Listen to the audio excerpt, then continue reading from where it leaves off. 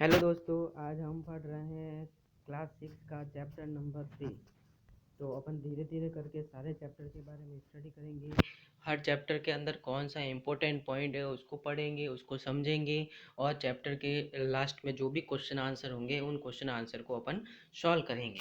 तो धीरे धीरे करके अपन सारे चैप्टर के बारे में पढ़ेंगे। तो आज का चैप्टर नंबर है चैप्टर नंबर 3, तंतु से वस्त्र तक। तो अपन तंतुओं से कैसे वस्त्र बनाते हैं, वस्त्र कैसे बनते हैं, तंतु क्या होते हैं, तंतु धागा क्या होता है, वस्त्र कैसे बनते हैं, कैसे कैसे प्राकृतिक तंतु होते हैं, कौन से आर्टिफिशियल कृत्रिम तंतु होते हैं, कैसे टाइप के कपड़े होते हैं, इन सब के बारे में अपन बेसिक रूप से पढ़ेंगे। तो सबसे पहले तो आप लोगों ने देखा होगा कि कपड़े होते हैं। हम हर मार्केट में जाते हैं, कैसे भी मार्केट में जाते हैं तो वहाँ अलग अलग तरह के कपड़े होते हैं, अलग अलग टाइप के कपड़े होते हैं। कोई रेशम का बना होता है, कोई सूती का बना होता है, कोई प्लास्टिक टाइप में पॉलिस्टर होता है। तो अपन अलग अलग टाइप के कपड़े देखते हैं। तो आज अपन इस चैप्टर में पढ़ेंगे कि तंतु क्या होता है, धागा क्या होता है, उससे कैसे कपड़े बनाए जाते हैं, कौन कौन सी विधियाँ इसमें काम में आती हैं। तो आज अपन इसके बारे में स्टडी करेंगे। तो अपन ने देखा होगा कि कपड़े की दुकान का अपन भ्रमण करते हैं तो पश्चात तो वहाँ क्या देखते हैं अपन, वहाँ देखते हैं अपन की बेड शीट, अलग अलग तरह की बेड शीटें होती हैं। अलग अलग तरह की बेड शीटों के बारे में देखते हैं अपन कि कौन कौन सी टाइप की बेड शीट होती हैं। वहाँ पर कंबल, पर्दे, मेज, तौली, जाड़न, डस्टर आदि सभी प्रकार के भिन्न भिन्न कपड़ों के बने होते हैं। यहाँ तक कि उनके अपने बस्ते और बोरे भी किसी प्रकार के वस्त्र के बने होते हैं। उन्होंने इन सभी वस्त्रों की पहचान सूती, ऊनी, रेशमी तथा संश्लेषित कृत्रिम रूप से की थी। तो हम देखते हैं कि हम पहचान कैसे कर सकते हैं इन कपड़ों की कि ये किस चीज़ के तंतुओं से मिलकर बने हुए हैं। तो यहाँ पर क्रियाकलाप दे रखा है कि वस्त्रों की विविधता है। तो अपने पास के किसी दर्जी की दुकान का भ्रमण कीजिए, सिलाई के बाद बचे कपड़े की कतरन एकत्र कीजिए, कपड़े की प्रत्येक कतरन को स्पर्श करके उनके स्पर्श का अनुभव कीजिए। दर्जी की सहायता से उससे पूछकर कुछ कपड़ों पर सूती, रेशमी, ऊनी, संश्लेषित के लेबल लगाने का प्रयास कीजिए। ठीक है, तो अपन को देखना है, वहाँ जाने हैं, कपड़ों को इकट्ठा करना है, टुकड़ों को इकट्ठा करना है, उसके ऊपर दर्जी को पूछ के अपन को क्या करना है, उनके ऊपर लेबल चिपकाना है कि ये सूती वस्त्र है, ये ऊनी वस्त्र हैं, ये रेशमी वस्त्र हैं। तो ऐसे क्या आप ये जानना चाहते हैं कि ये विभिन्न कपड़े किस प्रकार बनते हैं? जब आप किसी कपड़े का अवलोकन करते हैं तो वह एक सतत टुकड़ा प्रतीत होता है। अब इसे ध्यान से देख रही अपने पास क्या देखा। तो अब हम अगर उसको ध्यान से देखते हैं तो उसमें जो होते हैं वो किसका बना होता है, धागों से बना होता है, धागों से बना होता है, तंतुओं से मिलकर बना होता है। एक बड़ा सा कपड़े का टुकड़ा जो होता है अलग अलग तंतुओं से मिलकर बना होता है। तो अपन देखते हैं कि सुई से धागे को पिरोने का प्रयास करते हैं। समय भी आपने ऐसा ही परीक्षण किया होगा। कई बार धागे का एक सिरा कुछ पतली लड़ियों से पृथक हो जाता है। ऐसा होने पर धागे को सुई में नाके में गुजारना कठिन हो जाता है। धागे की ये दिखाई देने वाली पतली लड़ियाँ भी और अधिक पतली लड़ियों से मिलकर बनी होती हैं, जिसको क्या बोलते हैं, जिसको तंतु बोलते हैं। ये जो तागे, कपड़ा जो तागों से मिलकर बना होता है, अगर अपन उस कपड़े के में से एक तागे को बाहर निकालते हैं और अगर सुई में डालने की कोशिश करते हैं तो वो तागा क्या होता है, सुई में आसानी से नहीं घुस पाता है। क्योंकि अगर देखते हैं अपन तो उस तागे में से भी अलग अलग टाइप के तंतु निकलते हैं, छोटे छोटे। उस तंतुओं की वजह से वो सुई के अंदर वो तागा नहीं जाता है। तो इससे हम क्या जान पाए, इससे हम ये जान पाए कि जो धागा बना होता है वो भी अलग अलग तंतुओं से मिलकर बना होता है, जिसे अपन क्या कहते हैं, तंतु कहते हैं। आगे अपन चलते हैं कि वस्त्र तागों या धागों से मिलकर बनते हैं तथा तागे भी आगे तंतुओं से मिलकर बने होते हैं। अब अपन देखते हैं कि ये जो तागे होते हैं, ये जो तंतु होते हैं, वो तंतु आते कहाँ से हैं, कैसे बनाए जाते हैं, इन तंतुओं को कहाँ से लाया जाता है। तो हम देखते हैं कि कुछ वस्त्रों जैसे सूती, जूट, रेशमी तथा ऊनी के तंतु पादपों और जंतुओं से प्राप्त होते हैं। कुछ वस्त्र जो होते हैं सूती, जूट, रेशमी, ऊनी वस्त्र जो होते हैं उनके तंतु जो होते हैं किससे प्राप्त होते हैं, पादपों तथा जंतुओं से प्राप्त होते हैं, तो उसको क्या बोलते हैं? प्राकृतिक तंतु। जो पादपों और जंतुओं से प्राप्त होने वाले तंतु को अपन क्या बोलते हैं? प्राकृतिक तंतु। जैसे कि अगर देखें, रुई, जूट, पटसन पादपों से प्राप्त होने वाले तंतुओं के उदाहरण है। ये उदाहरण हमेशा ध्यान रखना, किसका? प्राकृतिक तंतुओं में कौन सा पादपों से प्राप्त तंतुओं के उदाहरण है, कौन से जंतुओं से प्राप्त उदाहरण है, तंतुओं के उदाहरण है। तो पादपों से प्राप्त होने वाले कौन कौन से तंतु हैं? रुई तथा जूट, ये पादपों से प्राप्त होने वाले तंतु हैं। जबकि अगर देखें अपन, ऊन तथा रेशम जंतुओं से प्राप्त होने वाले उदाहरण है। ऊन भेड़ तथा बकरी की कर्तिन ऊन से प्राप्त होती है। इसे खरगोश, याक तथा ऊँटों के बालों से भी प्राप्त किया जा सकता है। रेशमी तंतु रेशम कीट कोकून से खींचा जाता है। तो ये जंतुओं से प्राप्त होने वाले तंतुओं के बारे में है। आगे चलते हैं अपन। आगे इस चैप्टर में अपन देखते हैं कि हजारों वर्ष तक वस्त्र निर्माण के लिए केवल प्राकृतिक तंतुओं का ही उपयोग किया जाता था। पिछले लगभग 100 वर्षों से ऐसे रासायनिक पदार्थों जिनका स्रोत पादप अथवा जंतु नहीं है से तंतुओं का निर्माण किया जाता है, जिसको क्या बोलते हैं? संश्लेषित तंतु।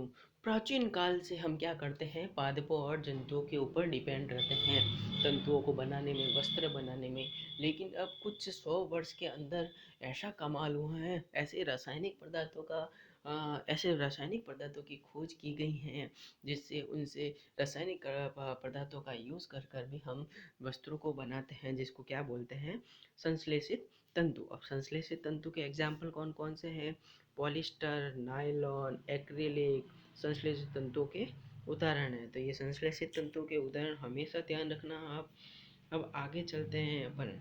अब अपन कुछ एग्जाम्पल पढ़ते हैं, जैसे कुछ पादप तंतु। अपन ने देख तो लिया पादप तंतु कौन कौन से होते हैं और क्या होते हैं, जंतु तंतु क्या होते हैं, किससे प्राप्त होते हैं। अब अपन देखते हैं एक एक पॉइंट के बारे में कि पादप तंतु कौन कौन से हैं और कहाँ कहाँ से प्राप्त होते हैं। जैसे कि पादप तंतु में लें, अगर रुई लें अपन, तो पादप तंतुओं में रुई जो होती हैं, रुई के बारे में डिस्कस करते हैं। तो रुई कहाँ से आती है? इसे खेतों में उगाया जाता है। साधारणतः कपास के पौधे वहाँ उगाए जाते हैं जहाँ की मिट्टी कैसी होती है, जहाँ की मिट्टी काली मिट्टी और जलवायु कैसी होती है? उष्ण होती है। वहाँ पर इन रुई के पौधों को उगाया जाता है। जहाँ हमारे देश में कपास की कृषि की जाती है। कपास पादप के फल, कपास गोलक लगभग नींबू की तरह क्या होते हैं? नींबू के माप के होते हैं।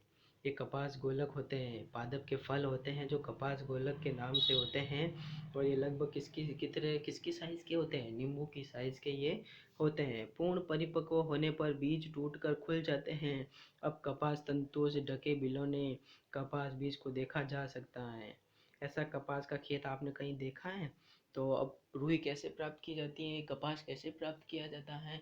तो ये क्या होते हैं? कपास गोलक पौधे होते हैं जो बीज पूर्ण परिपक्व नींबू के साइज के होते हैं। जैसे ही पूर्ण परिपक्व हो जाता है बीज, तो वो खुल जाता है। खुल जाने की वजह से अंदर से जो कपास होता है वो बाहर की तरफ दिखाई देता है। आगे चलते हैं अपन। इसके अंदर ये देखो कपास के खेत का फोटो दे रखा है कि कपास कैसा होता है। उसके बाद अपन चलते हैं आगे की तरफ कि अब रुई तो प्राप्त हो गई अपन को, कपास तो प्राप्त हो गया है।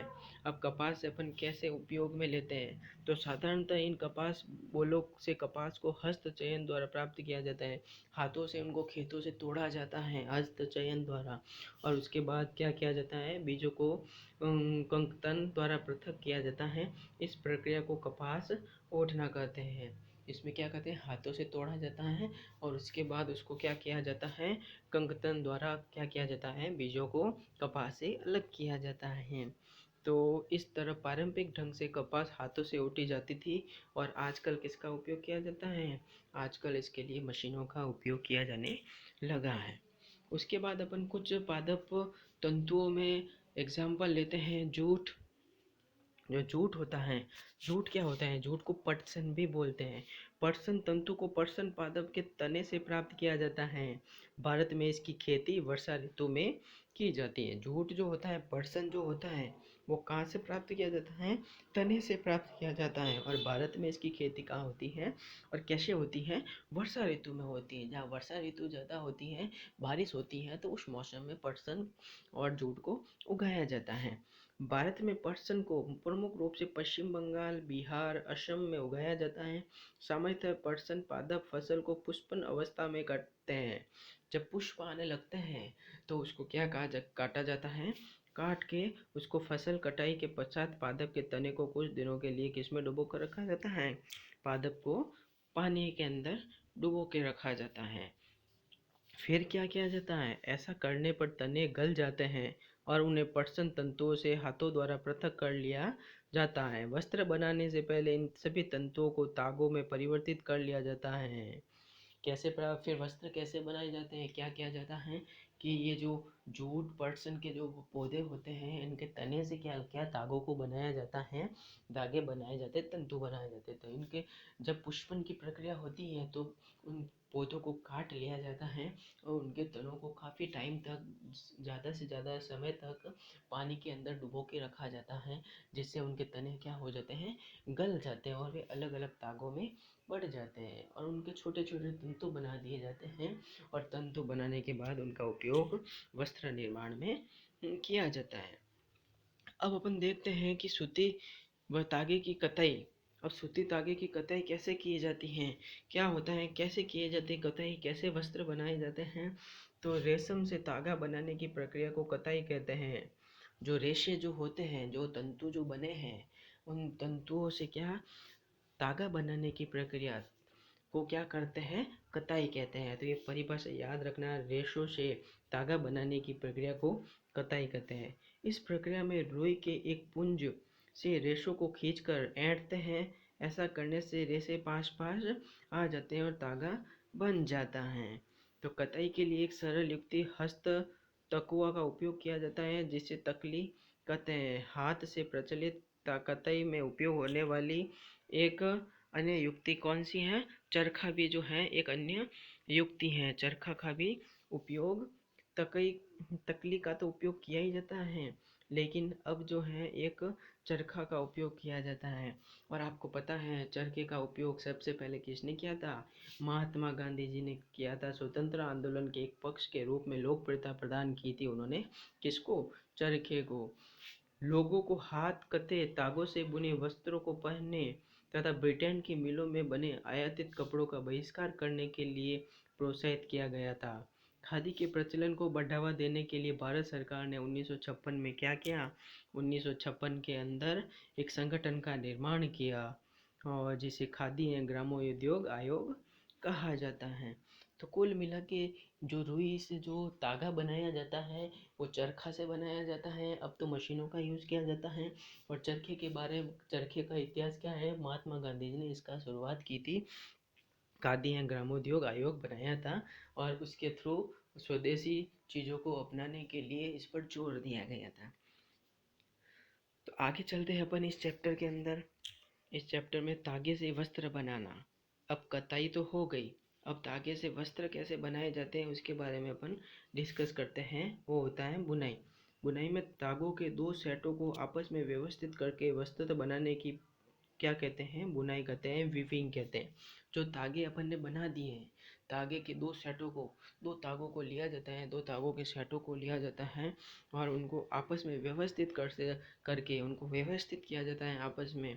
और वस्त्र बनाने की प्रक्रिया को क्या कहा जाता है, बुनाई कहा जाता है। बुनाई को क्या बोल सकते हैं, वीविंग कहते हैं। तो क्वेश्चन बुनाई नहीं बोल पूछ के आपको अगर पूछ ले कि वीविंग किसे बोलते हैं, तो आपको ध्यान रखना है कि वीविंग का मतलब ही बुनाई होता है कि दो तागों को व्यवस्थित क्रम में जमा कर वस्त्र बनाने की प्रक्रिया को बुनाई कहते हैं।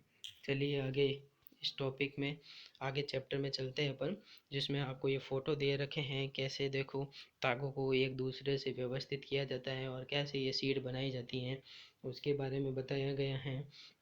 उसके बाद में बताया गया है आपको कि एक विशेष प्रकार की बुनाई, एक विशेष प्रकार की बुनाई में क्या होता है, इसमें बताया जाता है कि देखो कि एकल धागा लगातार खींचता चला जाता है आता है तथा वस्त्र उधड़ता जाता है। मोजे तथा बहुत सी अन्य पहनने की वस्तुएं ऐसी बुनाई द्वारा बने वस्त्रों से बनाई जाती हैं। इस प्रकार की बुनाई हाथों से तथा मशीनों द्वारा भी की जाती हैं। दोनों प्रकार की बुनाई का उपयोग विभिन्न प्रकार के वस्त्रों के निर्माण में किया जाता है। इन वस्त्रों का उपयोग पहनने की विविध वस्तुओं को बनाने में भी किया जाता है। कुछ वस्त्र होते हैं जिनको तागों को बाहर नहीं निकाला जा सकता है, एक बार में धीरे धीरे निकाला जा सकता है, जबकि कुछ वस्त्र ऐसे बनाए जाते हैं जिनके एक धागे को खींचने पर पूरा वस्त्र खुल जाता है। तो ये विशेष प्रकार की बुनाई है। अलग अलग टाइप की बुनाई की जाती है। स्वेटर में अलग टाइप की बुनाई की जाती है। कुछ सॉक्स वगैरह होते हैं वो आसानी से एक धागे को खींचने से सारा धागा निकल जाता है, वस्त्र खुल जाता है। अब अपन देखते हैं आगे कि ये जो वस्त्र सामग्री का इतिहास क्या है। वस्त्र सामग्री के इतिहास में वस्त्रों के विशेष विषय में पूर्व प्रमाणों से ऐसा प्रतीत होता है कि प्रारंभ में लोग वृक्षों की छाल, बड़ी बड़ी पत्तियों, जंतुओं की चर्म और समूर से बने शरीर को ढकते थे। आपको भी पता है पहले वस्त्र वगैरह नहीं थे, इनका ज्ञान नहीं था, तो पहले क्या किया जाता है, पेड़ पौधों की छालों को, उनकी पत्तियों को, जंतुओं की चर्म को, उन सब का यूज़ करके शरीर को ढका जाता था। लेकिन कृषि समुदाय में बसना आरंभ करने के पश्चात लोगों ने पतली पतली टहनियों, घास फूस से बनी चटाइयाँ, डालियाँ बनाना सीखा। लताओं, जंतुओं की ऊन तथा बालों को आपस में ऐंठने देके लंबी लड़ियाँ बनाई। इनको बुनकर वस्त्र तैयार किए। पूर्व में भारतवासी रुई से बने वस्त्र पहनते थे। पहले क्या होता था, भारतवासी जो थे वो रुई से बने वस्त्रों को पहनते थे, जो गंगा नदी के निकटवर्ती क्षेत्रों में उगाई जाती थी। फ्लैक्स भी एक पादप है जिसमें प्राकृतिक तंतु प्राप्त होता है। और प्राचीन मिस्र में वस्त्रों को बनाने के लिए किसका यूज़ किया जाता था? वस्त्रों को बनाने के लिए रुई तथा फ्लैक्स की कृषि नील नदी के निकटवर्ती क्षेत्रों में की जाती थी। उन दिनों में लोगों को सिलाई करना नहीं आता था। उस समय लोग अपने शरीर को विभिन्न भागों को वस्त्रों से आच्छादित कर लेते थे। वे शरीर को आच्छादित करने के लिए कई विभिन्न ढंगों का उपयोग करते थे। सिलाई की सुई के आविष्कार के साथ लोगों ने वस्त्रों की सिलाई करके पहनने के कपड़े तैयार किए। इस आविष्कार के पश्चात सिले कपड़ों में बहुत सी विभिन्नताएं आ गई, परंतु क्या क्या ये आश्चर्यजनक बात नहीं है कि आज भी साड़ियाँ, धोती, लुंगी, पगड़ियों का बिना सिले वस्त्रों के उपयोग किया जाता है। जिस प्रकार समस्त देश में खाए जाने वाले भोजन में अत्यधिक विविधता देखने को मिलती है, ठीक उसी प्रकार वस्त्रों एवं पहनने की वस्तुओं में भी अत्यधिक विविधताएं मिलती हैं। तो ये आप लोगों को पता है वस्त्रों के इतिहास के अंदर कि सबसे पहले क्या ये चीज़ों का यूज़ किया गया था। धीरे धीरे के पादपों के ऊन का, पादप के, कपास का, इनका यूज़ किया जाने लगा है। धीरे धीरे धागे बनाना, सुई का आविष्कार हुआ। सुई के आविष्कार होने से वे कपड़े बनाना स्टार्ट हुआ। अब आज के टाइम में इतने टाइप के कपड़े प्रचलित हो गए हैं, जितना खान पान है, खाने की वस्तुओं का उपयोग किया जाता है, उतने ही कपड़ों का उपयोग किया जाता है। तो सबसे पहले अपन कैसे कर सकते हैं कि सबसे पहले तो कपास गोलक होता है, जो पौधा होता है कपास गोलक, उसको ओटा जाता है। उसको ओट कर क्या बनाया जाता है, रेशे बनाए जाते हैं उसके, और उन रेशों को क्या किया जाता है, कताई की जाती है। उन रेशों की कताई की जाती है, उनके तंतुओं में बांटा जाता है, और उन तंतुओं को एक दूसरे से व्यवस्थित करके क्या बनाया जाता है, तागे बनाए जाते हैं। तागे को बुनाई तथा बंदाई कर कर क्या बनाया जाता है, वस्त्र बनाया जाता है। तो इस एक लाइन से, इस एक डायग्राम से अपन समझ सकते हैं पूरे वस्त्र बनाने की प्रक्रिया को। तो इस चैप्टर के अंदर अपन ने क्या क्या पढ़ा है, इस चैप्टर के अंदर अपन ने पढ़ा है कि सबसे पहले तो कि वस्त्र सामग्री अथवा वस्त्रों में विविधताएं होती हैं, जैसे सूती, रेशमी, ऊनी, पॉलिस्टर, अलग अलग टाइप के वस्त्र होते हैं। वस्त्र तागों से बनते हैं जिन्हें तंतुओं से बनाया जाता है। वस्त्र जो होते हैं तागे से बनते हैं, और तागे किससे बनते हैं, तंतुओं से बनते हैं। तंतु या तो प्राकृतिक होते हैं या संश्लेषित होते हैं, या तो पेड़ पौधों से प्राप्त होते हैं, या जीव जंतु से प्राप्त होते हैं, या रासायनिक पदार्थों से बनते हैं। तो प्राकृतिक और संश्लेषित बोल सकते हैं। प्राकृतिक तंतु में अपन रेशम, ऊन, जूट का नाम ले सकते हैं, जबकि नायलॉन, पॉलिस्टर जो होते हैं वो क्या होते हैं, संश्लेषित रेशे होते हैं।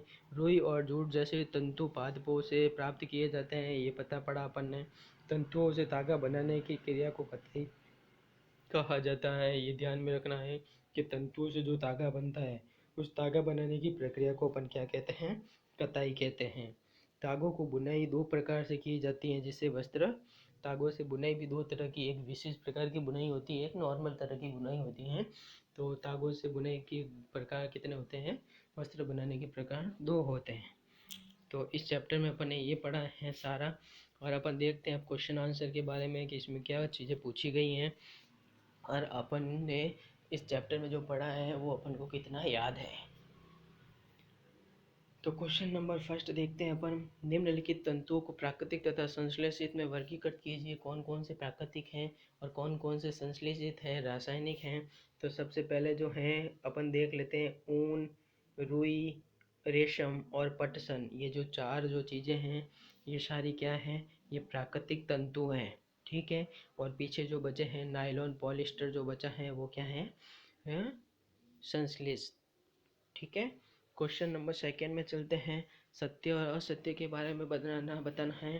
तंतुओं से धागा बनता है, क्या ये सही है? हाँ ये सही है। तंतु मिलकर क्या बनाते हैं, धागा बनाते हैं, ये राइट है, सत्य है, सत्य है ये। उसके बाद कतई वस्त्र निर्माण की एक प्रक्रिया है, कतई वस्त्र निर्माण की प्रक्रिया है, हाँ सत्य, ये कतई एक वस्त्र निर्माण की प्रक्रिया है। जूट नारियल का बाहरी आवरण होता है, नहीं ये असत्य है। जूट नारियल का आवरण नहीं होता है, जूट पटसन का एक पौधा होता है जिसे तने से प्राप्त किया जाता है।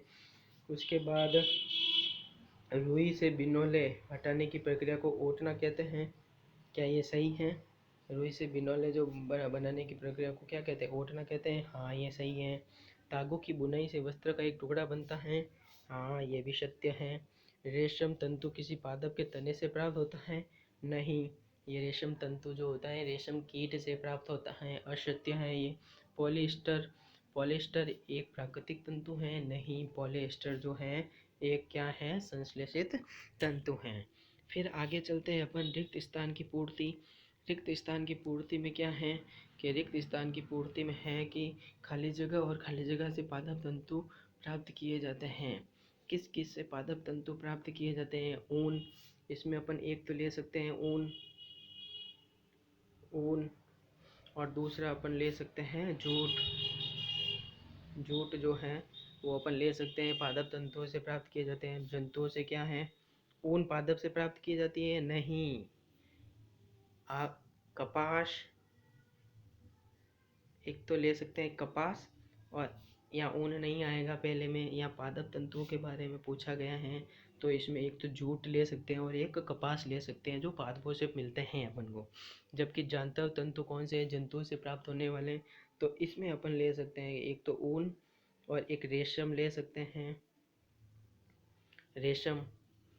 ठीक है। उसके बाद क्वेश्चन नंबर 4। क्वेश्चन नंबर 4 में रुई तथा जूट पादप के किन भागों से प्राप्त होता है? रुई तो होता है बीजों से प्राप्त होता है, बीज पुष्प से प्राप्त होता है, बीजों से। जबकि जूट पटसन जो होता है वो किससे प्राप्त होता है, तने से प्राप्त होता है। उसके बाद अपन डिस्कस करते हैं क्वेश्चन नंबर 5। नारियल तंतु से बनने वाली 2 वस्तुओं के नाम बताइए। नारियल के तंतुओं से क्या क्या चीज़ें बनाई जाती हैं? नारियल तंतु से अपन क्या बना सकते हैं, एक तो चटाई बना सकते हैं, टोकरियाँ बना सकते हैं, दरी पट्टी बना सकते हैं, बहुत सारी चीज़ें हैं जो अपन इनसे बना सकते हैं। तंतुओं से धागा निर्मित करने की प्रक्रिया स्पष्ट कीजिए। तंतुओं से धागा कैसे बनाया जाता है इसकी प्रक्रिया के बारे में आपको डिस्कस करना है। तो पूरा प्रोसेस बताना है इसके अंदर कि कैसे किया जाता है, पहले क्या किया जाता है, उसके बीज प्रस्फुटित होते हैं, उसमें से रुई को बाहर निकाला जाता है, उससे क्या बनाए जाते हैं, तंतु निकलते हैं। तंतुओं को 2-3 तंतुओं को व्यवस्थित क्रम में लपेटा जाता है, इकट्ठा किया जाता है, जिससे धागा बनता है। और धागे को व्यवस्थित क्रम से दो धागे के सेट को व्यवस्थित क्रम से अगर बनाया जाए तो उसको, जिससे अपन किससे क्या बनाया जा सकता है, वस्त्र का निर्माण किया जा सकता है। तो इस तरीके से अपन इसके बारे में डिस्कस कर सकते हैं। ये अपने चैप्टर के बारे में है, चैप्टर नंबर 3 के बारे में आज अपन ने पढ़ा है। कल अपन आगे नेक्स्ट चैप्टर के बारे में स्टडी करेंगे। Thank you.